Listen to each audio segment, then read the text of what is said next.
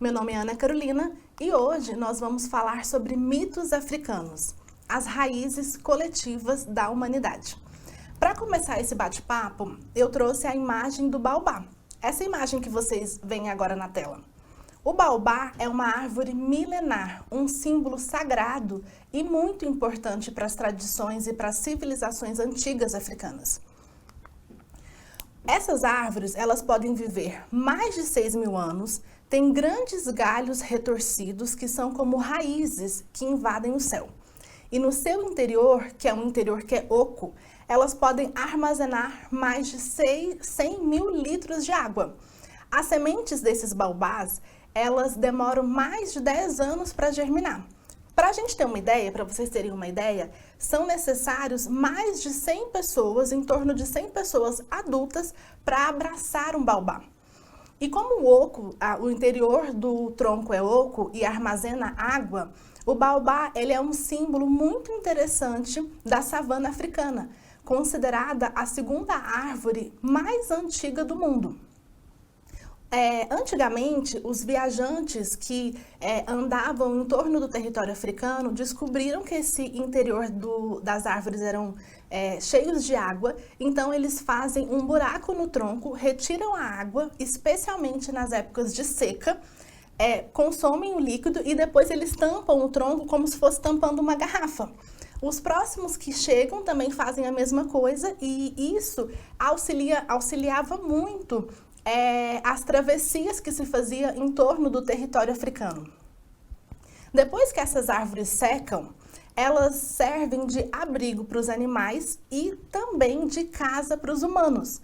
Sim, como são troncos gigantes, eles abrigam muito bem uma pessoa humana e protegem essas pessoas das intempéries durante as viagens. Vamos considerar que os baobás serviam como hotéis. Isso é bem bacana, né? Olha só, por que o símbolo do baobá é tão importante para as civilizações africanas? Porque o baobá ele vai representar a própria árvore da vida, a árvore cósmica. É um dos símbolos fundamentais das culturas africanas tradicionais. Os velhos baobás africanos de troncos enormes suscitam a impressão de serem testemunhas dos tempos imemoriais. Na sua cosmogonia, né, que é esse corpo de princípios que se ocupa de explicar a origem do universo, os africanos têm na árvore o princípio de conexão entre o mundo sobrenatural e o mundo material.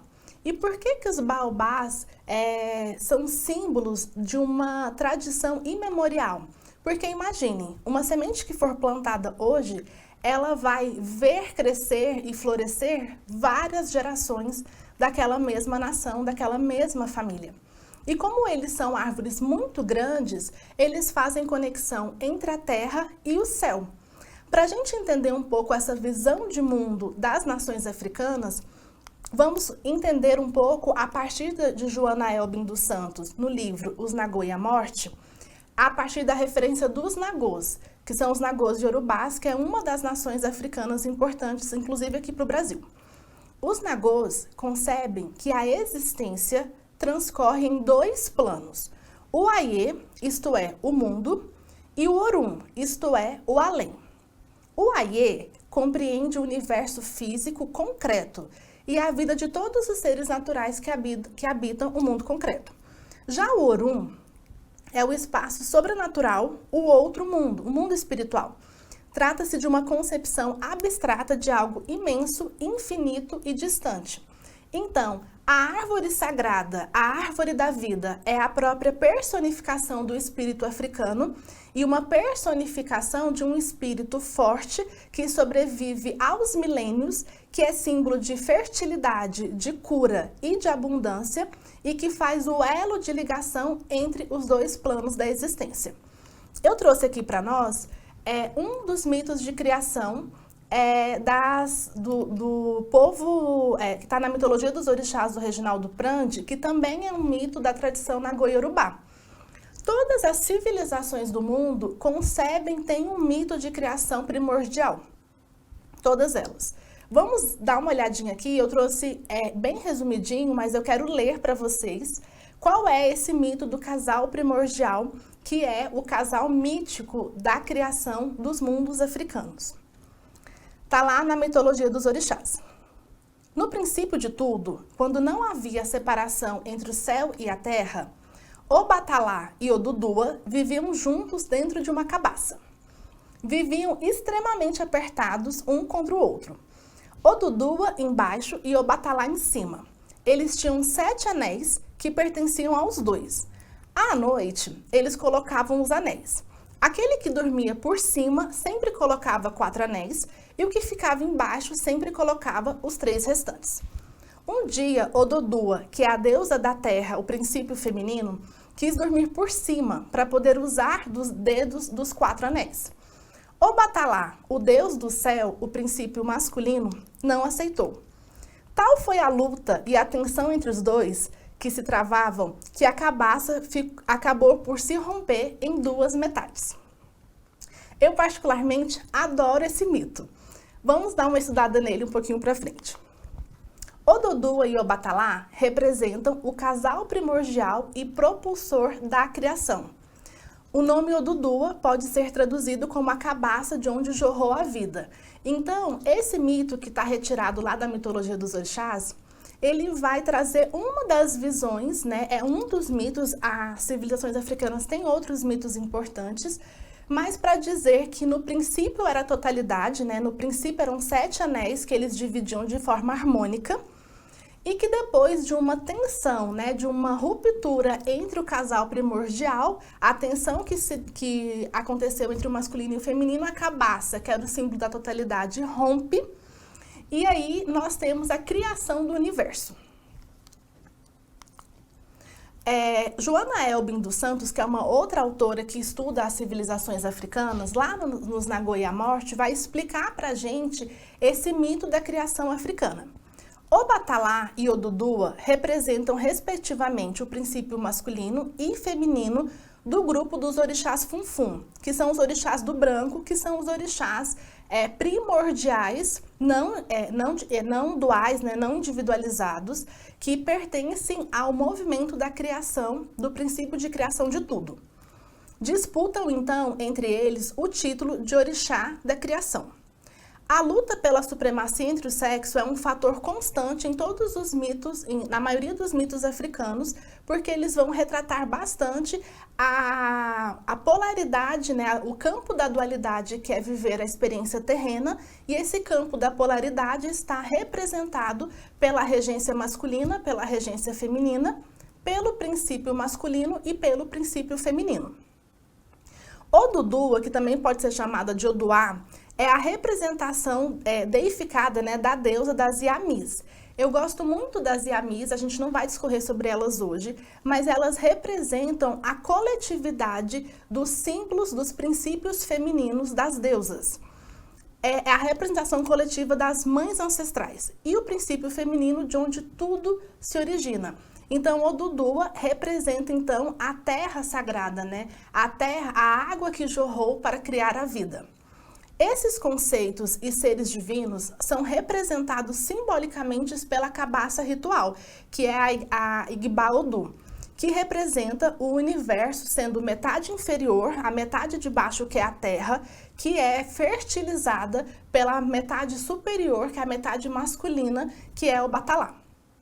Então, nós temos já, para começar a adentrar a percepção de mundo e de criação dos mundos das civilizações africanas, esse mito de Obatalá e Odudua. Se a gente parar para pensar, começando lá desde a árvore sagrada e passando aí por diversos dos mitos que estruturam, que são mitos estruturantes da cosmovisão africana no mundo, nós podemos pontuar que as civilizações africanas e os mitos africanos pertencem à dimensão arquetípica e simbólica da natureza. Porque os orixás e as narrativas mitológicas destas civilizações estão muito conectadas e representadas pelos movimentos da natureza.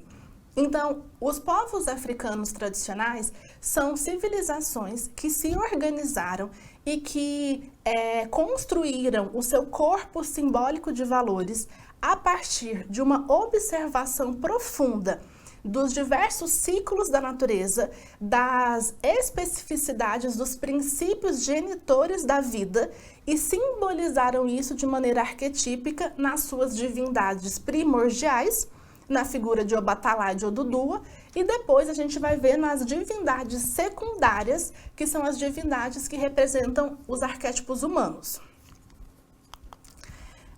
Dentro desse corpo de conceitos, né, dentro desse corpo de saberes das civilizações africanas, um princípio é extremamente importante e versa sobre toda a construção de todas as cidades-nações africanas, que é o princípio da ancestralidade. É impossível falar de continente africano, de saberes africanos, de cultura africana, sem remeter-nos ao princípio da ancestralidade.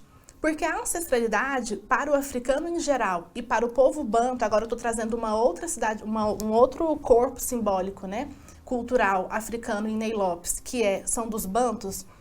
Para o africano em geral e para o banto em particular, o ancestral é importante porque deixa uma herança espiritual sobre a terra, tendo contribuído para a evolução da comunidade ao longo da sua existência e por isso ele é venerado.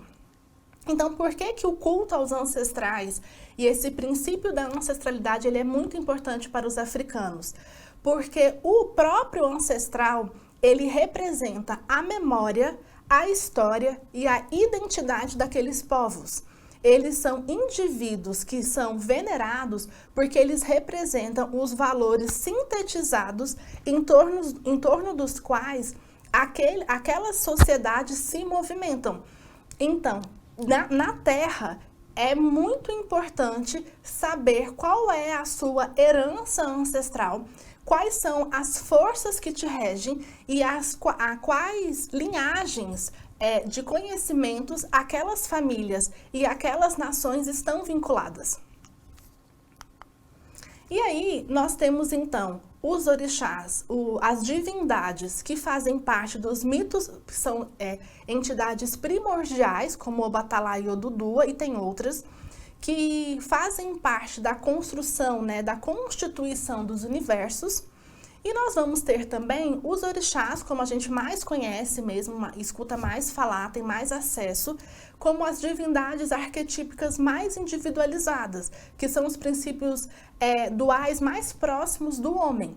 E aí, nesse panteão africano de divindades individualizadas, nós vamos ter de Oxalá, passando por Iemanjá, Oxóssi, Oxum, Iansã, Nanã e vários outros.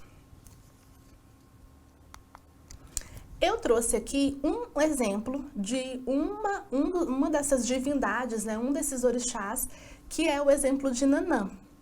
Nanã, ela é uma divindade associada aos primórdios da criação também, a gente vai manter esse tema, e está associada à água, à lama e à morte. E esses são 3 conceitos que a gente vai trabalhar até o final da aula. O seu aspecto maternal e sua relação com a lama, com a terra úmida, está associada à agricultura, à fertilidade e aos grãos. Os mortos e os ancestrais são seus filhos e estão representados em seu emblema como um feixe de nervuras. Então, para a gente entender um pouco, Nanã é considerada a matriarca do panteão da terra, ou seja, a divindade feminina do arquétipo materno, do arquétipo da criação, responsável pela criação, pela forma dos indivíduos. E por isso ela está associada à terra úmida, que é o barro, que ao mesmo tempo dá forma ao homem, mas também vai estar conectada com o fim do ciclo da jornada humana sobre a terra, que é a morte. O emblema de Nanã, como vocês podem ver na tela, é um ibiri, que é um cetro do próprio panteão da terra. E aí, no ibiri, se a gente olhar para ele, a gente vai ver que ele é feito por um feixe de nervura que é tirado da árvore da palmeira. Esse feixe de nervura que compõe o corpo do ibiri, como um cetro que Nanã tem por direito, é esse poder que ela carrega de estar associada aos ancestrais. Então, Nanã, enquanto arquétipo feminino e divindade da terra, é aquela mãe, aquele arquétipo da sabedoria feminina primordial, antiga e que conhece o rito de vida e de morte. Então, assim como as grandes mães, ela está associada à dinâmica de vida, morte e vida. A dinâmica do nascer, da vida, e da morte e do renascimento.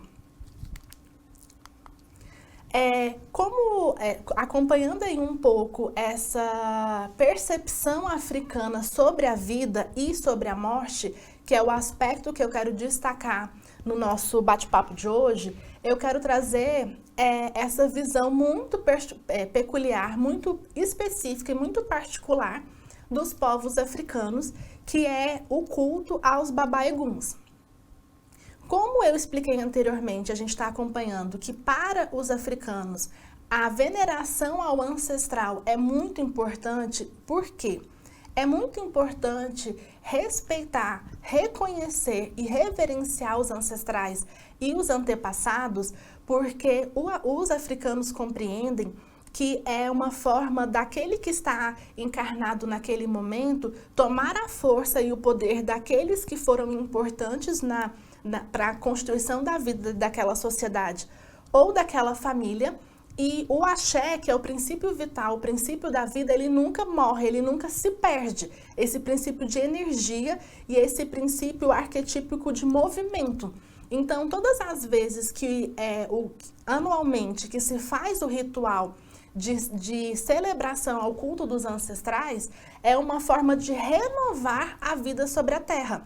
Porque aqueles que são reconhecidos, portanto, entre aspas, a terra é apaziguada e a vida pode se renovar. O culto dos babá-eguns é um orixá, é um ancestral divinizado, é um bem da família. Então, cada grande grupo de família ou cada cidade-nação vai ter o seu ancestral que é divinizado, que é transmitido pela linhagem paterna. Os chefes das grandes famílias, que são os balês, delegam a responsabilidade do culto do orixá familiar a um ou uma alaxé, que a gente depois aqui no Brasil entendeu como as babalorixás as ialorixás e os babalorixás, que são guardiões do poder do Deus e que dele cuidam. Então, qual que é a responsabilidade desta pessoa que é destacada da sociedade como um alaxé para cuidar do orixá familiar, que é dessa divindade, né, desse ancestral que foi divinizado. Aqui no Brasil, a gente tem na cidade de Itaparica, no interior da Bahia, anualmente no início do ano, a festa para os babá-eguns, né, que é esta festa, aí vocês veem nessa imagem uma pessoa paramentada com essa vestimenta. O culto dos babá-eguns, que é o culto dos ancestrais, né, dos antepassados, ela é uma festividade e tem um corpo mítico separado do culto aos orixás, que são as divindades que estão relacionadas ao humano encarnado. Então, a gente vê aí uma pessoa paramentada, né, como um babá-egum. E por que é importante trazer essa referência? Nós temos outras cidades e civilizações, como os mexicanos, que também tem o Dia da Morte. A gente também comemora, de alguma forma, no Dia dos Finados, uma reverência àqueles que passaram. Mas, especialmente para os africanos, a reverência e a veneração aos antepassados é algo constituinte dessas civilizações como parte intrínseca do desenvolvimento das individualidades e do progresso mesmo, da prosperidade daquelas nações. Para finalizar, eu quero trazer para vocês, então a gente falou sobre o princípio primordial, de onde tudo vem, né, o mito da criação. Depois a gente passou aí pelo mito, né, que dá corpo a Nanã, que é a matriarca do panteão da terra. Por que panteão da terra? Porque ela está ligada à lama primordial que dá vida aos seres. Depois, um outro princípio muito importante para os africanos é o culto aos antepassados. E algo que vem costurando toda essa cosmovisão, toda essa maneira de ser dos povos africanos é o oráculo africano, que é o Ifá. O Ifá é um oráculo que é composto por 16 búzios ou 16 contas, né? Que são dispostas e elas representam o destino. Então, o Ifá, ele não é uma divindade em si, é uma representação de um intermediário entre o desejo dos deuses e o destino dos homens. E a pessoa que está encarregada de ser a tradutora dos desejos dos deuses para o destino da humanidade, dos homens, é o que nós vamos chamar do Babalaô. Eu trouxe para vocês na aula anterior a imagem do Babalaô, vou retomar ela aqui um pouco.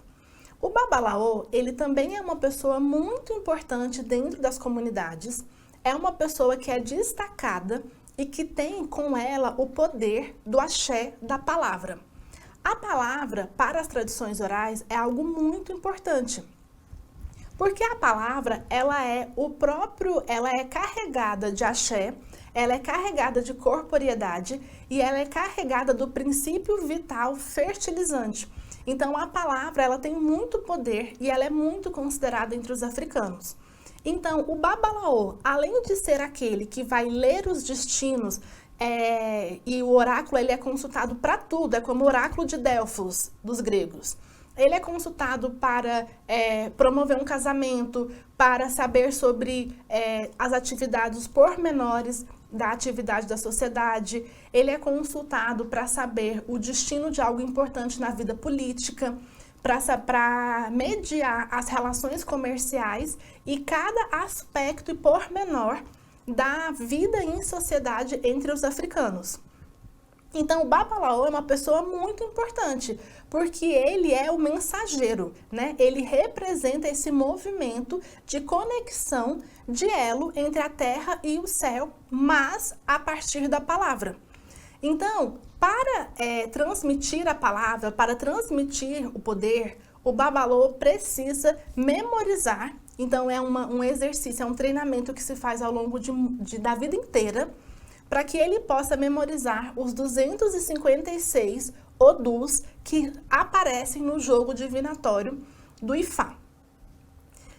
Cada odu é um destino, e esses destinos, esses odus, eles têm diversas combinações diferentes que precisam ser memorizadas e que são representativas, que aparecem de forma simbólica.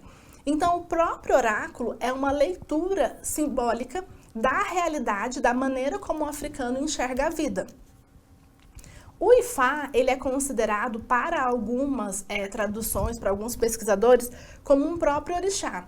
Mas eu gosto de pensar que ele funciona como esse elo entre os mundos, né? Como esse elo de conexão entre o poder daqueles que foram e a necessidade daqueles que vivem. Algo muito, muito importante da gente pensar sobre os babalaôs é porque, além de ter a responsabilidade de entregar o destino, de ler o destino, né, de traduzir os destinos, tanto individuais quanto das comunidades, ele também é responsável por transmitir as histórias, as lendas e os mitos africanos de cada sociedade por onde ele passa. Então, ele é um coletor, né? Ele abriga com ele no seu próprio corpo a história e a tradição das civilizações africanas. Ele é um símbolo muito bonito, muito forte, muito potente, daquele que tem como responsabilidade encarnar toda a sabedoria em síntese das civilizações às quais eles pertencem. Então, o cargo de babalaô, o posto, né, a responsabilidade de um babalaô, ela é também milenar e está muito associada ao próprio baobá, que a gente trouxe no início, porque o baobá também simboliza esse corpo que se materializa na terra enquanto árvore sagrada, que contém todos os princípios, todos os saberes, e porque vive por milênios, também viu todas as vitórias, todas as conquistas e todas as dinâmicas das gerações sobre aquele território. Então, o babalaô e o baobá são símbolos de memória e de tradição, né? Do poder de transmitir a tradição de cada um daqueles povos. O Ifá, para a gente finalizar, essa pessoa que está sobre o poder de Ifá, que é um oráculo africano, então ele é um sistema divinatório que se originou na África Ocidental entre os Yorubás, na Nigéria. É o porta-voz de Orunmilá e dos outros orixás. Orunmilá, muitas vezes, é designado como o próprio orixá do destino na cultura iorubá.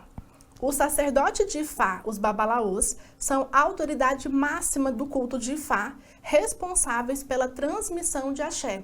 E, em última instância, isso é tão poderoso e importante que toda a cultura africana, todos os mitos são costurados de modo que o axé seja sempre transmitido e revitalizado. Esse é um princípio muito importante para as civilizações africanas, porque é esse princípio da circularidade, que aquilo que um dia viveu precisa morrer, então precisa transmitir o seu conhecimento e a sua sabedoria para aquelas gerações novas que estão chegando, que também serão responsáveis um dia pelas gerações seguintes. Esse é um princípio da circularidade e da ancestralidade africana, que é uma marca inconteste da maneira de se organizar dos povos africanos. E aí, para finalizar, eu trago a imagem de Oxalufã, que é um Oxalá de uma qualidade mais, eles chamam de velha, mas para dizer que acumulou sabedoria, e por isso ele sempre se apresenta de forma curvada, como aquele que carrega a sabedoria do mundo nas costas. Ele também tem um cetro de poder. E para finalizar hoje, eu quero trazer esta imagem desta divindade, né, do panteão africano, que é uma divindade que representa, então, aquele que cumpriu toda a sua jornada, que honrou, respeitou e venerou todos os saberes da sua cultura e da sua família. E por isso ele é considerado, já no fim da vida, como o velho sábio, como aquele que tudo viu, que tudo conhece e que é o responsável por manter, através da sabedoria que ele incorpora, a continuidade da circularidade do saber e da vida. Então, a gente tem em Oxalá a representação do arquétipo masculino da sabedoria, que, como o próprio Gustavo Barcelos nos traz em mitologias arquetípicas, é impossível falar de um orixá ou de um deus, né, grego, ou de uma divindade de forma separada. Porque os deuses e as divindades, elas são como redes, né? Como teias que estão interconectadas. Então, Oxalá é o par arquetípico simbólico que faz par com Iemanjá, que é o símbolo da Grande Mãe. Então, a gente encerra com esta imagem, né? Com essa figura da própria força de Oxalá, como aquele que vai se tornar um ancestre. Ele vai se tornar o próprio orixá divinizado, assim que ele que chegar o momento de ele transmitir. E tem um símbolo muito bonito nas civilizações africanas, que está representado por Nanã, que é quando o corpo morre e ele é enterrado, ele volta à terra, então ele se torna barro novamente para que o ciclo da vida prossiga. Então é isso, a gente fica por aqui hoje, muito obrigada e até a próxima.